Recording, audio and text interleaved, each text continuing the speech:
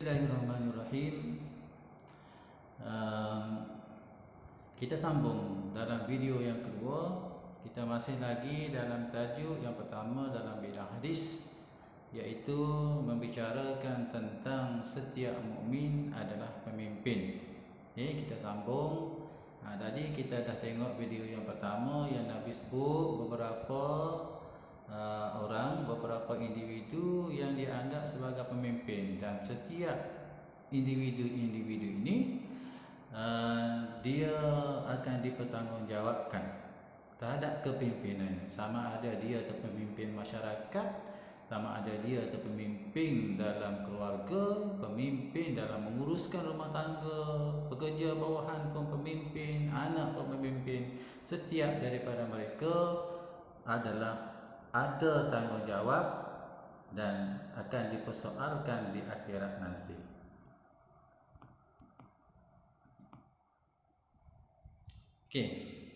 Kita tengok yang pertama tentang pemimpin masyarakat. Pemimpin masyarakat. Apakah tanggungjawab pemimpin masyarakat ini?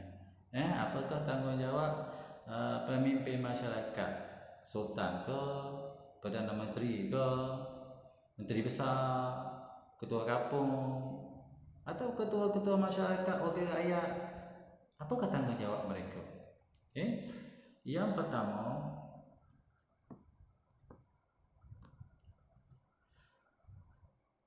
apakah tanggungjawab pemimpin masyarakat ini? Yang pertama, mereka kenalah berlaku adil dan menghapuskan kezaliman yang berlaku dalam masyarakat. Kita sebagai ketua kampung, wakil rakyat, kena berlaku adil terhadap rakyat bawahan. Tanggungjawab kita. Dan kalau ada rakyat yang dizalimi, maka kita bertanggungjawab menghapuskannya. Orang yang tidak adil dan tidak menghapuskan kezaliman akan dipertanggungjawab ke atasnya, dan dia akan menjawab soalan ini di hadapan Allah Subhanahu wa taala. Jadi pastikan orang-orang yang pemimpin masyarakat ini berlaku adil dan berusaha menghapuskan kezaliman dalam masyarakat. Yang kedua, tanggungjawab sebagai pemimpin masyarakat ini ialah tanggungjawab dia menegakkan syariat Islam. Dia kena tegak syariat Islam, biarlah rakyat bawahan ini boleh melaksanakan Islam. Kalau ada rakyat yang tak boleh melaksanakan Islam, contoh dalam kampung kita tidak ada orang, ada masyarakat tak boleh sembahyang, tak ada masjid, tak ada balasah, tak ada musalla, maka menjadi tanggungjawab wakil rakyat berusaha untuk membina masjid, membina musalla. Dan contoh lain seperti sekiranya ada maksiat yang berlaku dalam kawasan pemerintahan kita, kampung kita ke, kawasan kita juga bertanggungjawab menegakkan syariat Islam, membanteras maksiat ini. Jadi orang yang membanteras maksiat, itulah tanggungjawab sebagai pemimpin masyarakat. Yang kedua. Yang ketiga, dalam mentadbir negara, dalam mentadbir masyarakat, mestilah mereka ini menyusun sistem pentadbiran yang cekap dan amanah. Kita mentadbir, kita sebagai ketua, kita sebagai bos, mestilah mentadbir secara cekap dan penuh amanah. Kena amanah, kena cekap dan kena amanah. Yang ketiga, yang keempat, menyediakan infrastruktur yang lengkap. Ini sebagai pemimpin masyarakat. Apa sahaja yang diperlukan oleh rakyat bawahan, pemimpin kena sediakan. Jalan ke, sekolah ke, balai polis, hospital. Ini kalau kemudahan-kemudahan, infrastruktur untuk masyarakat, pemimpin wajib menyediakan. Kalau dia gagal, dia akan ditanggung atas kepalanya di akhirat esok, dan dia akan menjawab soalan ini oleh Allah, daripada Allah Subhanahu wa taala.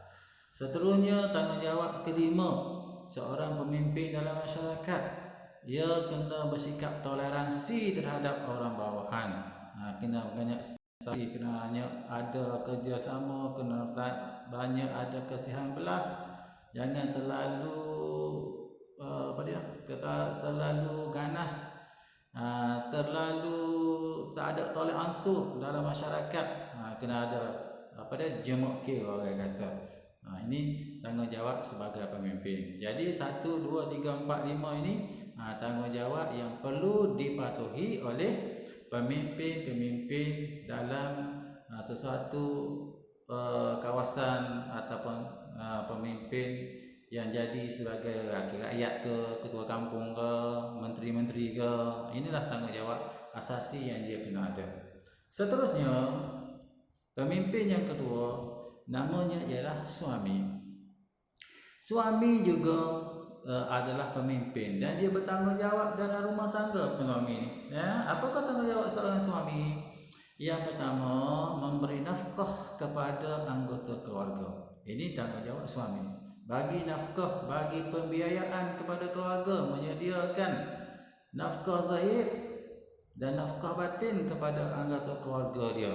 Nafkah zahir terdiri daripada makan minum, berdiri daripada tempat kediaman, pakaian. Ini nafkah-nafkah zahir biar cukup untuk ahli keluarga, iaitu isteri dan anaknya.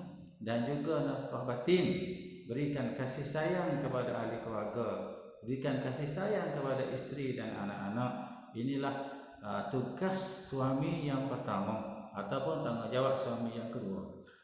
Yang kedua, memberikan didikan agama kepada isteri dan anak-anak. Tugas seorang suami kena bagi didikan agama kepada orang yang ditanggung, iaitu isteri dan anak-anak.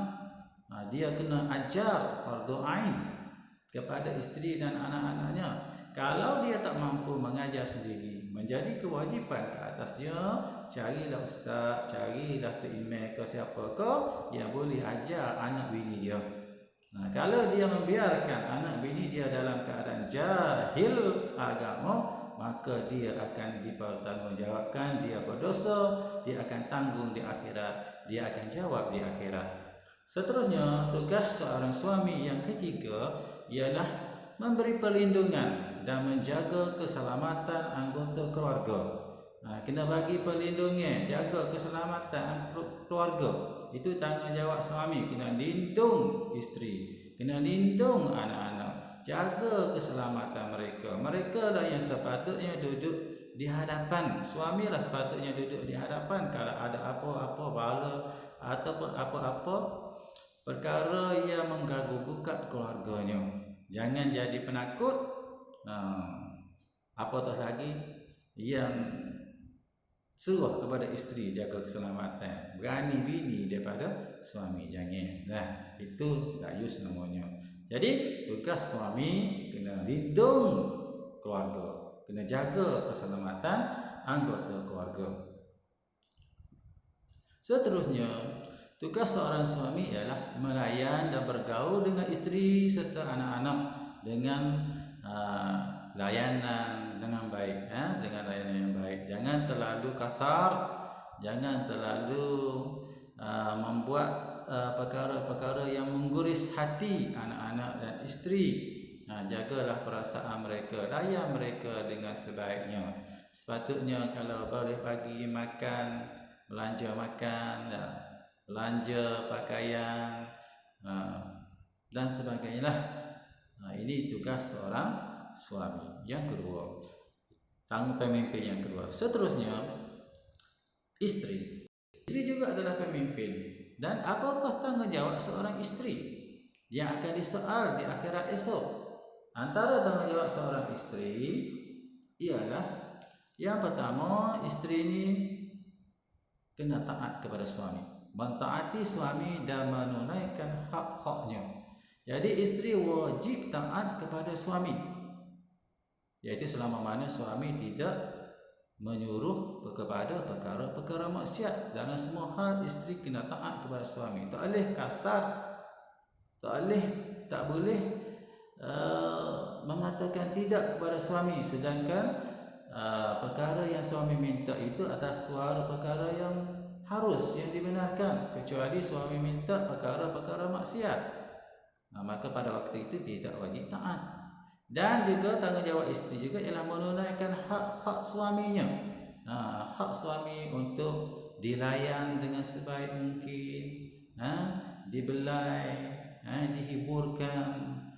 Semua ini adalah menjadi tanggungjawab isteri. Kalau isteri gagal, dia akan tanggung di akhirat, dia akan jawab di akhirat.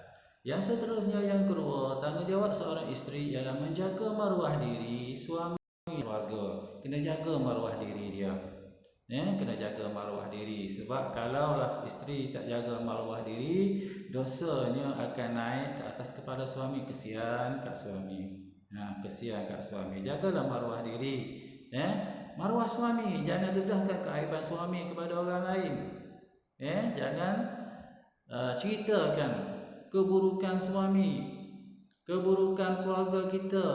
Jaga rahsia masing-masing.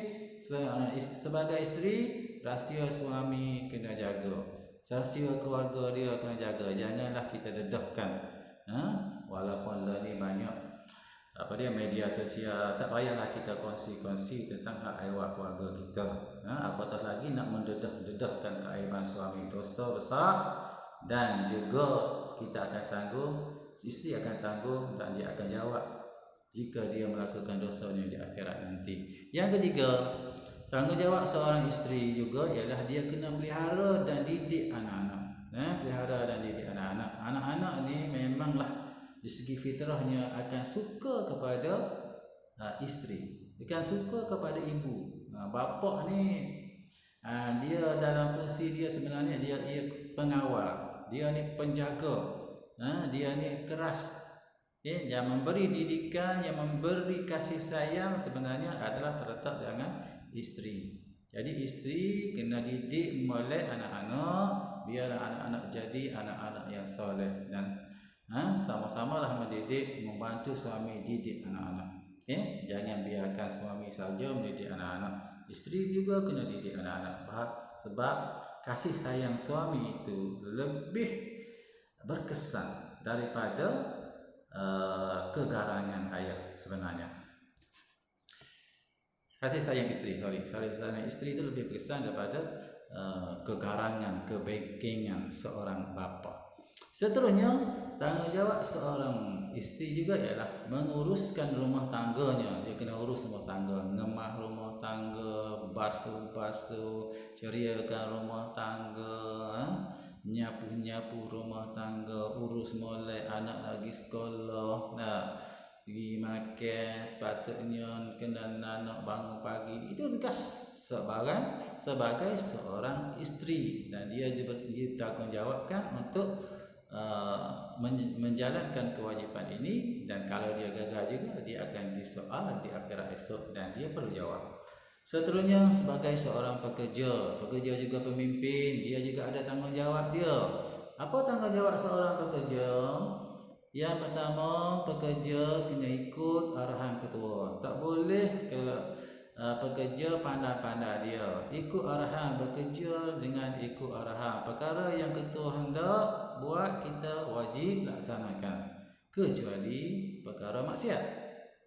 Kalau ketua menyuruh kepada benda yang harus, benda yang boleh dibuat, maka menjadi kewajipan orang bawahan, pekerja-pekerja ikut apa yang diminta buat oleh majikan. Yang kedua, pekerja kena bekerja dengan penuh integriti. Pekerja kena bekerja dengan penuh integriti, maknanya jujur. Dalam bekerja tu kena jujur. Kalau ketua amanahkan kita pekerja harta, jaga dengan gunakan kemudahan majikan untuk kepentingan diri. Jaga integriti, jaga kejujuran kita. Seterusnya, tanggungjawab seorang pekerja ialah bekerja mengikut prosedur yang ditetapkan, ikut peraturan, ikut undang-undang yang ditetapkan oleh majikan. Apa kerja yang patut buat, ikut prosedur, jangan ada pandai-pandai kita. Seterusnya, melaksanakan tugas dengan sempurna. Jadi menjadi kewajipan sebagai pekerja, tugas dia kena laksanakan sehabis daya, sehabis baik, sempurnakan tugas kita. Jangan duduk cincai-cincai, jangan duduk buat kerja dengan sambil lewa, kena kerja dengan bersungguh-sungguh. Okey, seterusnya individu seterusnya yang jadi pemimpin ialah anak. Anak juga ada tanggungjawab. Yang pertama, anak ni kena berbakti kepada ibu bapa semasa mereka masih hidup atau telah meninggal dunia. Anak kena berbakti, kena berkhidmat untuk ibu bapa. Tolong ibu bapa di rumah, kalau mereka masih hidup tolong di rumah, jaga hati mereka, jaga perasaan mereka, hadiahkan kejayaan kepada mereka. Kalau mereka sudah tua, jaga mereka. Kalau terpaksa dukung. Kalau terpaksa basuh berak. Jaga ibu bapa. Semasa mereka hidup ataupun yang telah meninggal dunia pun kena jaga, kena berbakti kepada ibu bapa yang telah meninggal dunia. Okey, banyakkan doa, banyakkan baca Quran, sedekahkan qul huwallah kepada ibu bapa kita, insya-Allah kita akan jadi anak yang soleh. Ini tanggungjawab anak. Seterusnya, tanggungjawab seorang anak ialah mendoakan, sentiasa mendoakan mereka, iaitu sentiasa mendoakan ibu bapa. Okey, hafallah doa kepada ibu bapa. Rabbighfirli wali walidayya warhamhuma kama rabbayani shaghira. Wahai Tuhanku, ampunkanlah aku dan dua ibu bapaku, dan kasihanilah mereka sebagaimana mereka mengasihani aku semasa aku masih kecil. Hafal doa ini. Okey, doakanlah setiap lepas sembahyang. Ada ulama kata, mana-mana anak yang tak berdoa untuk ibu bapa sekali-sekali, maka cukuplah dia menjadi anak yang durhaka. Seterusnya, sentiasa membantu mereka dengan sebaik-baiknya. Bantulah ibu bapa, bantulah ibu bapa. Okey, jaga perasaan mereka. Mereka kadang-kadang kerjanya penat. Tolonglah dia. Kalau kita lapang, tolonglah dia. Jangan biarkan mereka kesakitan. Kalau mereka sakit, urutlah mereka, jaga perasaan mereka, bagilah kata-kata yang baik kepada mereka, sekurang-kurangnya bantulah perasaan mereka, hiburkanlah mereka. Kita nak jadi anak yang baik, bantu ibu bapa. Orang yang tidak membantu, dosanya dosa besar. Okey, kemudian antara tanggungjawab anak juga ialah sentiasa berbuat baik dengan ibu bapa dan menyambung silaturahim dengan rakan-rakan mereka. Buat baik dengan mak ayah, dan kalau ada sayang-sayang mak ayah yang kita kenal, ini sayang mak kita, ini sayang ayah kita, maka kita juga kena muliakan. Ini sayang ayah aku ni, walaupun ayah kita tak ada dah, meninggal dah. Sayang ayah pun kita kena cara juga. Sayang mak pun kita kena cara juga. Kita nak masuk syurga dengan buat bakti dengan ibu bapa kita.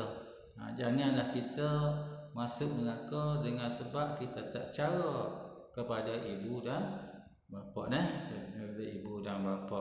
Dan kategori dosa hak nombor 2, hak besar, ialah durhaka kepada ibu dan bapa. Dosa paling besar ialah syirik kepada Allah. Nombor 2 dosa yang paling besar juga, nombor 2 ialah durhaka kepada ibu bapa. Sebagai anak, kita kena muliakan ibu bapa, hormat mereka, taat kepada mereka, hadiahkan kejayaan kepada mereka. Itu tanggungjawab sebagai seorang anak. Jadi kita dah sebut beberapa individu yang dianggap sebagai pemimpin. Pemimpin masyarakat, pemimpin keluarga suami, pemimpin rumah tangga isteri, pemimpin di pejabat, pekerja-pekerja, pemimpin di rumah ketika tiada ayah, terutamanya anak. Maka laksanakan tanggungjawab ini, tanggung, dan kita akan jawab kalau kita gagal melaksanakannya di akhirat. Jadi untuk penutupnya ialah pengajaran ayat. Kita nak ambil beberapa pengajaran daripada bukan ayat ni, daripada hadis, tukar dah.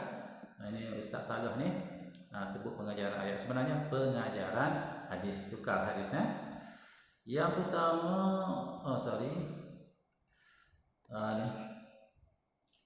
ini adalah ayat pengajaran. Pastikan ketika membuat ayat pengajaran, perkataan ini kena ada di mula-mula. Sebagai umat Islam, kita hendaklah, kita hendaklah, sebab pengajaran kena ada ni. Kalau tak ada, kalau dalam peksa, separuh markahnya tak ada dah. Yang pertama, sebagai umat Islam, kita hendaklah menyadari bahawa setiap individu berperanan sebagai pemimpin yang akan dipertanggungjawabkan di akhirat kelak. Kita kena sedar, kita ni pemimpin belaka dan kita akan bertanggungjawab di akhirat kelak. Satu. Yang kedua, sebagai umat Islam, kita hendaklah menjalankan tanggungjawab terhadap orang yang dipimpin dengan adil dan amanah. Di bawah kita ni ada orang-orang tertentu yang kita pimpin, maka tanggungjawab ini kena buat secara adil dan amanah. Jangan kita zalim dan jangan kita berlaku tidak jujur ketika kita melaksanakan tanggungjawab. Dan akhir sekali, sebagai umat Islam, kita adalah memelihara dan melindungi anggota keluarga agar selamat di dunia dan akhirat. Ini ketua kita, peralah keluarga kita ni, lindunglah keluarga kita ni, dan agar mereka ni selamat dunia dan akhirat. Dalam buku teks ada lagi beberapa pengajaran ayat, jadi Ustaz hanya tulis 3 saja, padalah 3 ni. Kalau nak lebih, tengok buku teks.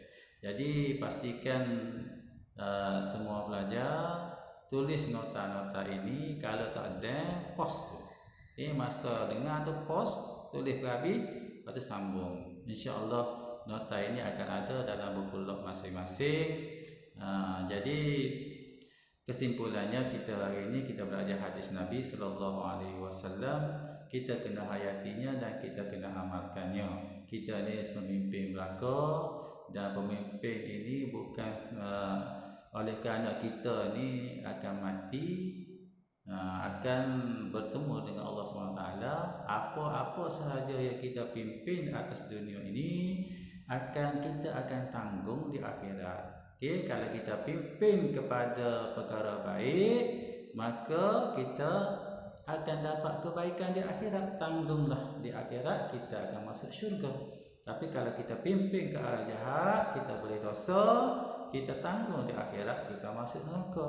Dan di samping itu, kita akan jawab dengan Allah Subhanahu Wa Taala terhadap apa-apa yang kita pimpinkan tersebut. Jadi setakat itu untuk pelajaran ini. Terima kasih kerana mengikuti kelas, dan Ustaz harapkan semuanya faham. Kita jumpa lagi insya-Allah. Wassalamualaikum warahmatullahi wabarakatuh.